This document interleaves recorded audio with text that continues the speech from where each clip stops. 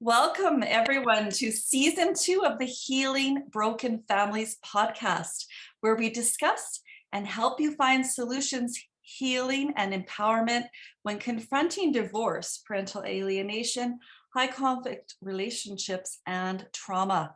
I am Barbara Lapointe, and I am your host, your humble host today. Season 1 delivered success for the Broken Families podcast with viewership in 5 continents and notable guests like the renowned Bill Eddy and many other experts and highly reputable family lawyers from across North America. So in season 2 of Healing Broken Families podcast, I plan to continue with our stellar lineup of guests and also intensify the solutions and intensify the healing. If you are here for this podcast today, thank you for being here. My intention is that you will become more empowered after tuning in and find those healing solutions that serve the expansion of your life. So let's get started. I want you to meet Georgia's family lawyer, Miss Joanna Boyd, because today we are going to discuss custody battles and dive deep into fathers' rights. That's an area that I don't know how to swim too deep in, so I'll be looking to my guest for that. So I've brought on Joanna from J.G. Boyd Law. She was born and raised in Atlanta. She attended Georgia State University, where she studied the legal issues, track in criminal justice and sociology. She has been an active member in the Student Bar Association and the Black Law Student Association and the Georgia Association of Women Lawyers. Ms. Boyd graduated in the top sector of her class at both Georgia State University and Atlanta's John Marshall Law School. Today, Ms. Boyd and her firm are committed to doing more than just litigating, but negotiating the very best outcomes for families. And Ms. Boyd also has a passion for fathers' rights. So without further ado, so happy you're here and welcome to the show, Joanna. Thank you for having me. I'm excited to be here. Yeah, it's an honor to meet you. I love your practice and excited, just excited to see what's going to happen. I thought we could kind of pretend that we were giving our audience a free consult. Like, as you know, as if they're really talking to you and getting those urgent questions answered, the ones that they really want to know. Absolutely. That's a great way to go about it. Yeah, let's make it really compelling. And I'll invite you, Joanna, to begin with the topic of custody battles. Custody battles are real, and you have a great sort of term where you say CYA in a custody battle. What's a CYA in a custody battle? And tell me more about that. A CYA stands for cover your ass, is what it stands for. And there's going to be a lot of that in any custody battle. Reason being is because it's almost as if your life is under a microscope. While you're litigating custody issues, the court, opposing counsel, your attorney, the opposing party, any mediators that are involved, any guardian ad litem, everybody is looking to see what is going to be best for this child or these children. So during that time, it's very imperative that you show your best, right? Obviously, people change during custody disputes. It's obvious you have a pending matter in the court. You're probably going to be on your best behavior if you're smart. But there are a few who kind of just go about life as if everything is regular, and it's not. It's not regular. It's going to be a big decision, and you want to make sure you show your best, so that they can make the best decision. Now, I'm always really transparent with my audience, and I have been through a high conflict custody battle that lasted over 5 years. And at times I was pretty emotional. And at times I really resented being under what you describe as a microscope. It was a little uncomfortable. So what, from your perspective, what are some universal do's and don'ts when you're preparing for a custody battle and you really want to put forward your best self? You don't want to put anything before the child or the children. Oftentimes we live our own lives. I'm a mom. I want free time away from my kid every now and then, not during the custody dispute. The only thing that matters during the custody dispute is your child. Believe it or not, everything and anything, they will use it against you. It's like, oh, you don't care about your child. You want to go out and party. You want to do this. You want to do that. And generally, it would be normal. But if you know that you have a pending lawsuit dealing with this, it's probably best to focus on the child, right? Another thing I see a lot of is failure to co-parent. Now, a lot of times we do not agree with our co-parent, or we think things should be done differently. There's a way to communicate those things out of love for the child. You want to be very careful in that way. A lot of times you get text messages, very rude, disrespectful, or just being in opposition all the time. And all of that is going to come before the court. That is one major factor that they look at when they determine who is going to get custody, is your ability to co-parent, your ability to foster that relationship with the other parent. Those are big deals. And you want to act as if you're being recorded and you're being screenshotted every time you send or say some sort of communication to that other parent, because it's very likely that you are, and they are going to judge you for it. I like that advice, to just imagine that you're being recorded, or just, yeah, I really like that. Absolutely. Yeah, because I'm sure you've had encounters where you've had clients that are emotionally overwhelmed, or they can't self-regulate, like where they do go out for drinks, probably because they feel like they're in a pressure cooker, and they just go out and blow off some steam and make mistakes. So how do you get back to that CYA when you've made some mistakes in a custody battle, sent a nasty text, or whatever, went out? Because mistakes happen in custody battles. Yes, mistakes happen. We are all human. I am really big, me, right? I can't speak for every attorney, me and my client. I'm really big on accountability.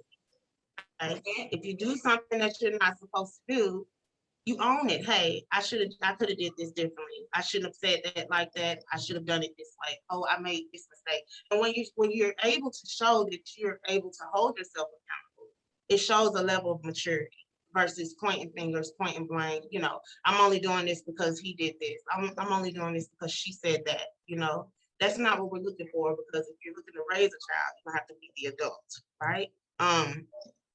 And so accountability, I think, plays a major role. Everybody knows that we're all humans. There's no judge out there that hasn't made a mistake. And so it's not like they can just, you know, hold you to that standard of being perfect, because no one is.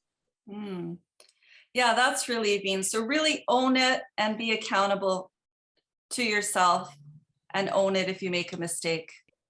Absolutely. That's empowering. That's a really great solution.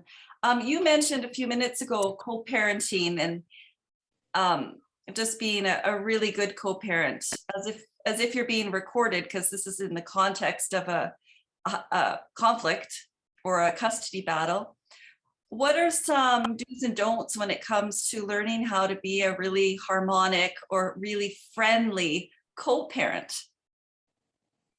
That's a good question, because there's so many different factors. It's going to depend on that other co-parent. Now, here we are as humans. We all have different personality traits, right? So some things I think are acceptable, you may not think are acceptable. I think it's learning to be able to communicate and putting your own feelings aside that's going to get you to that end goal. And what I mean by that is a lot of people have ego issues when it comes to co-parenting, because it's almost as if, you know, I have to say because this is my child. Well, they have to say too, because this is their child as well. And so you have to be able to try to find that medium in a respectful way. You know, there's no need to be disrespectful. It's not going to get you anywhere. And there's no need to try to do this power struggle thing. If everybody keeps in mind, hey, what we're trying to do here is do whatever is best for the child, and let that be the reason, then it should be a lot easier to communicate and come to a conclusion on whatever issue is at hand. Yeah, I'd have to say that I would, power struggles seem like a big elephant in the room. And Yeah. All right. So any other advice for parents that think they might be entering into a custody battle or in a custody battle? Yeah, you just want to think about the child or the children. I think people get wrapped up in their own feelings sometimes, me included. I'm human, and you kind of lose sight of what's important here. You have to put that first. How would my child feel if they were deprived of this time with the other parent? How would my child feel if I wouldn't allow them to get extra time with the other parent? How would my child feel? Should always be the first question. Is this what's in the best interest of my child? And once you put that on the forefront, I guarantee you everything else will start falling in place. Sometimes you have to take yourself out of it, even though you are the parent who is, looking for that custody, it's for the child. And so when you put yourself in that mind frame, things run a lot smoother. Yeah, that's a great leading question before you say anything or do anything, is just to think of how would my child feel. I think that's really solid and heartfelt advice, Joanna. Sometimes in court you hear, in the best interest of the child, and that's a little less sentimental. And sometimes, when you're going through a high conflict custody battle, the best interests of the child get lost. Might you speak to that? Yeah, well, the court is going to look at, and that's the standard by law, is what's in the child's best interest. And there are so many different factors that they're going to consider when they're determining what's in the child's best interest. I think as parents, we're not going to look at it that way. We're going to look at what my child is okay with, right? And sometimes your child is okay with things that are not necessarily in their best interest. Because mind you, we're speaking of a child here, right? They're not going to always make the best decisions for themselves. And that's why we have to do that in their place, right? But of course, you love your kid, you want them to be happy, but that doesn't mean, everything that's good, everything that glitters is gold. And what I mean by that is, hypothetically, let's say your child, maybe 8 or 9 years old, I don't want to go to the other parent's house, I want to stay here. Now, what would be in that child's best interest? Is it in their best interest to spend time with the other parent? There's so many other questions. Is the other parent doing anything wrong to the child or harming the child in any way? If it's a no, then let's find out why you don't want to go. Maybe your house is more lenient than the other house. Maybe they have more games and other things to do at your house than they do at the house. Right. And you have to dig in that way, because looking at it like what my child wants is going to say, oh, my child doesn't want to go over there. But looking at it from the best interest standard is going to say it's best that you build that relationship with this other parent. You're supposed to have that love and affection with them as well. And that's where the clash comes in. And that's why the standard is non-emotional when it comes to court. Absolutely. Absolutely. So you're just cutting out a little bit there, Joanna. Okay, you're back. Now listen, it's not only mothers that go through custody battles. Dads, fathers go through custody battles and have their own emotions and their own experiences that they have to confront. And I've noticed a lot of dads in my practice that feel like they just didn't get a fair shake. So great time to invite you to talk about fathers' rights and what fathers go through in terms of a custody battle. Well, we are living in a society that was almost built on the traditional look at mom being the caretaker and dad being the provider of the house. And that kind of spills over into a lot of the policies that are in place, that they're still changing and modifying to fit this world that we're currently living in.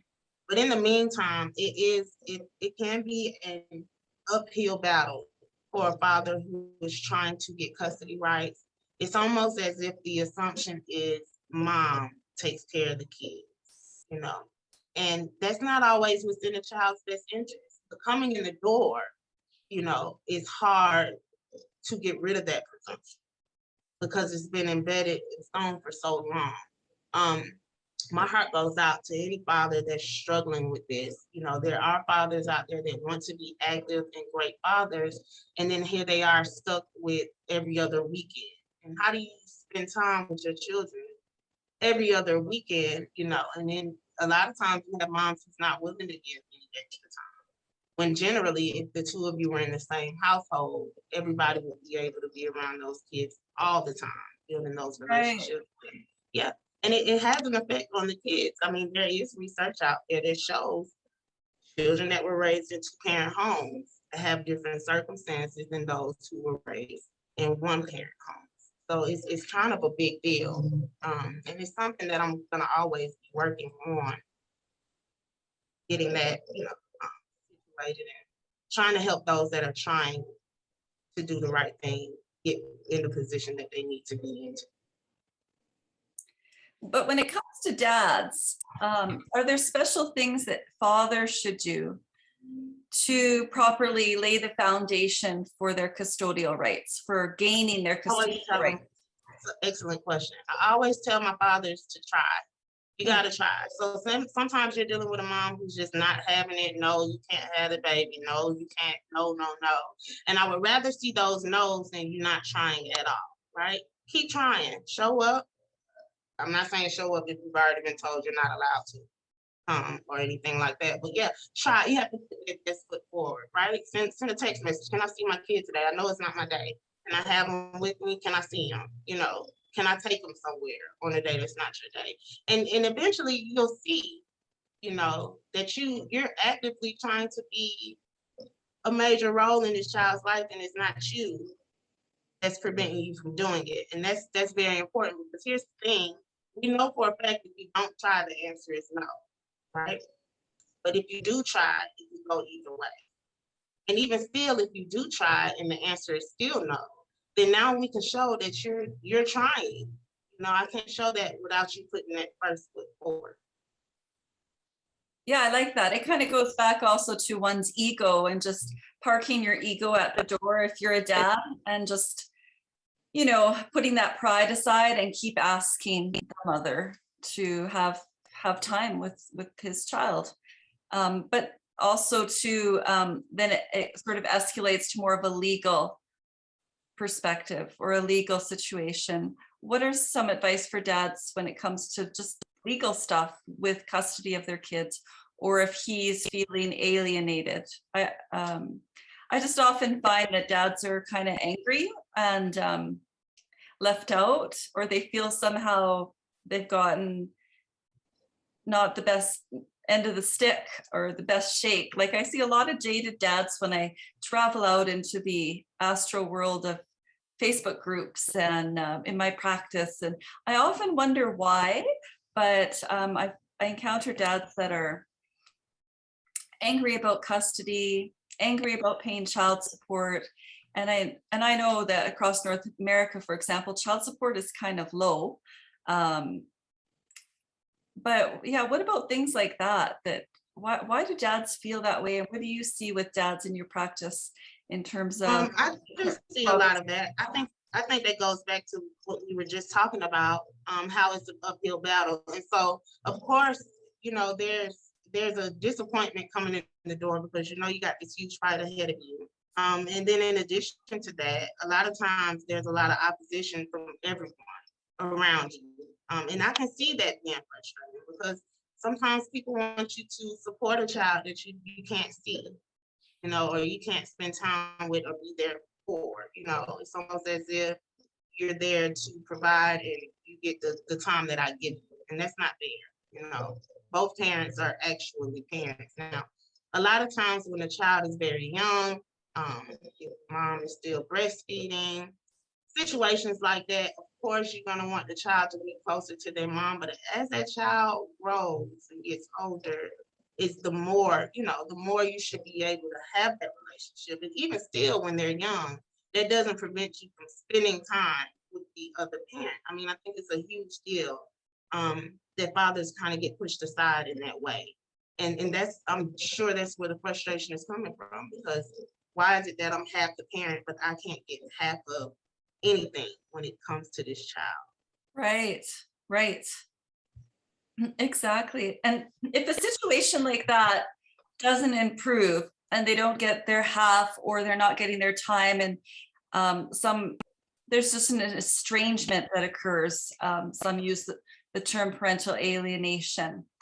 If a dad or any parent is feeling, okay, I feel alienated or estranged from my child, do you have some tips for parents confronting parental alienation, or think that it's going in that direction from a legal I always, standpoint? sure. I always encourage my clients to keep what I call a parenting journal, where Okay. you pretty much keep down the dates and times and notes on what's happening as it relates to visitation and custody, as it relates to things that's going on with the kid, and keep in close contact, because at some point when I start seeing these things add up, it's time to take it to the court to show them, hey, we think there's a problem here. He's going to need more time, or she needs less time, or whatever the case may be. But you want to be able to show these things, because like I said, that presumption early on, even though it shouldn't be that way, is that mom is going to care for the children. It's almost just like that. And then again, it depends on the judge. A lot of time it's quite a few judges nowadays that like joint custody. They are a fan of joint custody here and there. That's going to play a major role. Domestic relation cases are very, very discretional. Meaning you have all of these guidelines and everything, but ultimately the judge is going to decide based on what they think is best after hearing all of those facts. So that's a big deal too. You want to know what judge you're dealing with and what chances you have there as well. Yeah. Yeah, I would say that with judges, there's only one chance to make your very best impression, and that perceptions matter. Perceptions actually matter quite a lot. So that I'll just throw that out there. All right, so divorces can get kind of expensive, especially if you're dealing with parental alienation, estrangement, or someone who's a narcissist, or just a difficult divorce. Do you have any advice for our clients that are your clients that are maybe interested in keeping their legal bills low, or just keeping the control of their legal bills so that they don't skyrocket? Any little hidden tips that you could throw my way? Sure. Well, sometimes it's out of your control. So the way we deal, unlike a lot of different fields of law, family law is billable by hour. So it depends on how much time is actually being done on your case. Even if there's an email being sent, a phone call, whatever it is, time being spent on your case is what happens to that bill, right? And of course, the more time you spend on the case, the higher the bill gets, obviously. Sometimes it's out of your control how that bill looks because of the other party, right? So it's two ways to look at this. You said a narcissist or someone who is, wanting to be in conflict at all times. Here's the thing. If I can show that the other party was the cause of this bill skyrocketing because they're not doing what they're supposed to be doing, or they're not answering the questions that they're supposed to answer, they're not, they're dragging this thing out, and the better shot you have to get those fees back. They're still going to go up because the work has to be done, as long as it's within the realm of what is supposed to be done. But you have a better shot at getting that back. Now, alternatively, you have some clients who are running up their own bills, right? And what I mean by that is, if you can control it, then you should, right? A lot of times people don't want to talk to the other party. That's an ego thing again. If you can settle, I always recommend settlement. It will cost you a lot less in the long run if you can come together with this spouse and say, hey, this is what we need to do, if you can, because of course it takes two people to be amicable in that way. But it's always worth a shot. But if not, that's what they have those recourses for, as far as asking for those fees back. And I've seen it done time in, time out, where they think they can run circles around you and drag this thing out, and then they get hit with all of these attorneys. So it's not necessarily a game I would recommend someone play. Okay, great. Great to hear that's on your radar when someone wants to run up your bill, because that's not a lot of fun. Not at all. I have a crazy question for you. Sure. I don't know if anyone's ever asked you this question before, but how do you fire your family lawyer? And have you ever fired a client? I have fired several clients. You I've have? fired a lot of clients. I have a few ground rules. I don't like lies. I don't want to walk in court and get stuck with something that you should have told me. So lies or omissions. Okay. I don't like when someone's not trying to keep up with their bills. Sometimes you fall behind, even though the contract says you're not supposed to. And I'm pretty lenient in that way, but I don't like when you're not trying, right? It's almost a slap in the face. I do not like when people don't listen, you know. If I say this is something that you should do and this is why, and then you turn around and do the opposite, and then the results come out that I anticipated would come out, you know, and then it's kind of like a point and blame. I don't like that either. I don't like when clients can't listen to advice. So yes, in situations like that, I will 100% let a client go. Have I been? I've never been fired, not yet. Sure, I know some attorneys. I know some attorneys that you know what? I take that back. I've had, I think, at least one or two, and it wasn't even a firing thing. We just didn't get along. So if I'm giving you advice, and this is your life at the end of the day, right? If you're not agreeing with what I'm saying should happen, and there's a disconnect there, then you need a different attorney. You know, if you can't trust what I'm saying to you, you need a different attorney. And sometimes that communication breaks down in that way. How do you fire your family law attorney? You just say, you know, I don't think it's working out. It's probably like a breakup. I imagine it being like a breakup discussion, you know, somewhere in public. And just let them know, you know, it's not you, it's me. That's hilarious. That's right. I mean, it does happen, but just to underscore what you said, that you're right. I mean, it's so important to have a deep alignment and sort of really be in sync and with what your lawyer is telling you, so that you can receive their counsel and act it out in your life to get those powerful or the outcomes that serve you. Yeah, you know? Absolutely. Absolutely. We want it to get better, not worse. So we want your case to roll towards some kind of conclusion. Exactly. So, exactly. Okay, good. Listen, I noticed something on your website that I thought was super, super cool. It's a checklist for dads. So what's that? And also, what is some advice that you have for dads out there? I guess we're really doing a show on dads, for dads. Yeah. Oh yeah. I mean, well, they're the underdog. I try to help people who can't help themselves. So the checklist for dads is literally just that, just a brief checklist of things that you should be keeping in mind if and when you're entering into a custody battle as a dad. It kind of goes into some of the policies that I believe are behind the decisions that are being made, and some other CYA tips that you probably want to know before you get started. I encourage any father, if you are a father and you're looking to get some sort of custody rights, I encourage you to download that checklist and look it over once or twice or 3 times and really get to it in that way. It's almost a step-by-step guide of what you want to do when you're going into those situations. And the only real advice I can give to a father right now is just to not give up. I know it feels like the odds are stacked against you. And in some ways I can understand why you would feel that way, but you cannot just throw your hands up. It is a child or children in play here. And that is what's most important. And it's nothing I wouldn't do, you know, for mine. And even though it's not fair that you have to go that extra mile, it's so worth it. I can't even explain how worth it is after you get through what you have to get through, you know. And that's what we're here for, to see that end result. Love to see that end result when you finally get that time with your children that you've been missing, or you know, you get to get some arrangements that make more sense so that you can build that relationship with your child. We're always here for it. And it may not be it's not going to be easy. I'm just going to put that out there. It's never usually an easy route. or anything easy to go through, but that ending is so worth it. Can't put a price on it. Mm. Yes, well, I always say that divorce isn't a sprint, it's a marathon. So